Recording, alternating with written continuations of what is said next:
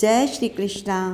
शास्त्रों में कहा गया है कि जो मनुष्य भक्तिमय भाव से एकादशी व्रत का पालन करता है वह समस्त कठिनाइयों और पापों से मुक्त होकर भगवान विष्णु के धाम को प्राप्त करता है। एकादशी तिथि का गुणगान हमारे प्रत्येक वैदिक शास्त्र में गाया गया है।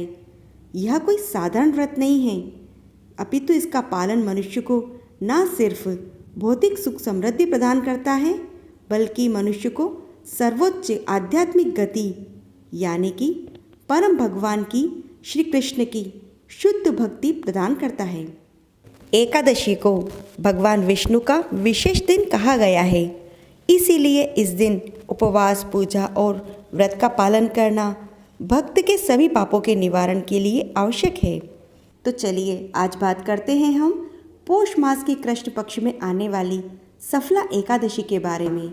लेकिन उससे पहले यदि आपने इस चैनल को अभी तक सब्सक्राइब नहीं किया है तो आप इसे सब्सक्राइब जरूर करें।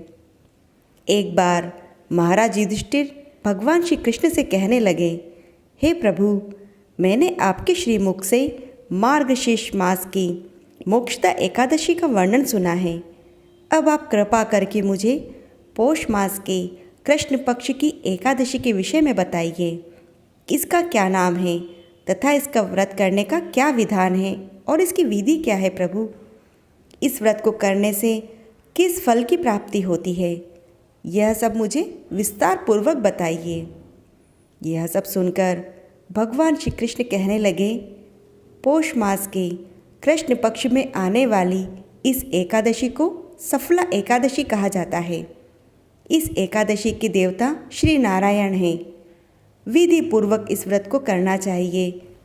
जिस प्रकार से नागों में शेष नाग, पक्षियों में गरुड़ और सभी ग्रहों में चंद्रमा, यज्ञों में अश्वमेध यज्ञ और देवताओं में भगवान विष्णु श्रेष्ठ हैं, उसी तरह सभी व्रतों में एकादशी का व्रत श्रेष्ठ है। जो मनुष्य सदैव एकादशी का व्रत करते हैं वे मुझे अत्यंत प्रिय हैं। इसका महात्म्य मैं तुमसे कहता हूँ, तुम ध्यानपूर्वक सुनो। चंपावती नगरी में एक महिष्मान नाम का राजा राज्य करता था। उसके 4 पुत्र थे।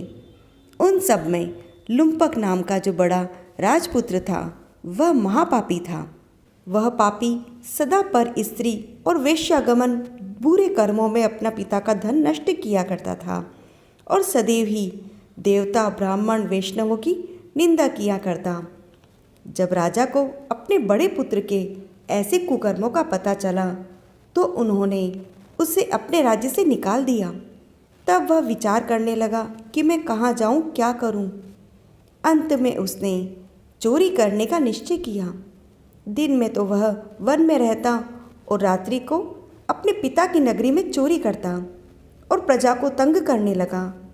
उन्हें मारने के कई प्रकार के कुकर्म करता रहता। कुछ समय के पश्चात सारी नगरी उससे भयभीत हो गई। वह वन में रहकर पशु आदि को मारकर खाने लगा। नागरिक और राज्य के कर्मचारी उसे पकड़ तो लेते किंतु राजा के भय से ही छोड़ देते।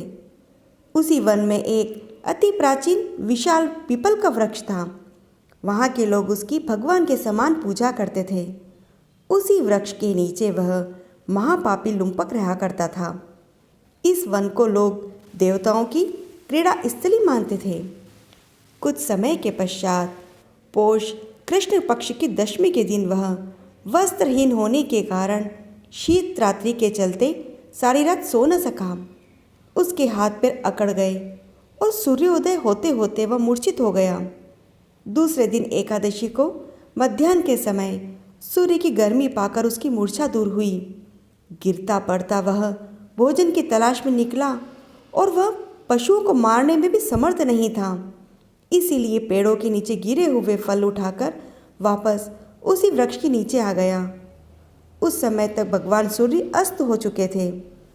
वृक्ष के नीचे ही फल रखकर कहने लगा, हे भगवान, अब आपके ही अर्पण है ये फल, आप ही इससे तृप्त हो जाइए। उस रात्रि को दुखी होने के कारण उसे नींद भी नहीं आई। उसके इस प्रकार के उपवास और जागरण से भगवान दयानिधान प्रसन्न हो गए और उसके सारे पाप नष्ट कर दिए। दूसरे दिन प्रातः एक अति सुंदर घोड़ा अनेक सुंदर वस्तुओं से सजा हुआ उसके सामने आकर खड़ा हो गया। उसी समय आकाशवाणी हुई कि हे राजपुत्र, श्री नारायण की कृपा से तेरे सारे पाप नष्ट हो गए हैं। अब तू अपने पिता के पास जाकर राज्य की प्राप्ति कर। ऐसी वाणी सुनकर वह प्रसन्न हुआ और दिव्य वस्त्र धारण करके भगवान आपकी जय हो ऐसा कहकर अपने पिता के पास गया। उसके पिता ने भी प्रसन्न होकर उसे सारे राज्य का भार सौंप दिया और स्वयं वन के रास्ते चल दिए। अब लुम्पक शास्त्र के अनुसार राज्य करने लगा। उसके स्त्री पुत्र आदि सारा कुटुंब भगवान नारायण का भक्त हो गया। वृद्ध होने पर वह भी अपने पुत्र को राज्य का भार सौंपकर वन में तपस्या करने के लिए चला गया और अंत समय में उसे वैकुंठ की प्राप्ति हुई। इसी प्रकार जो मनुष्य इस परम पवित्र सफला एकादशी का व्रत करता है उसे अंत में मुक्ति मिलती है, और जो नहीं करते हैं वे पूंछ और सींगों से रहित पशुओं के समान हैं। इस सफला एकादशी के महात्म्य को पढ़ने और सुनने से मनुष्य को अश्वमेध यज्ञ का फल मिलता है। जय श्री कृष्ण।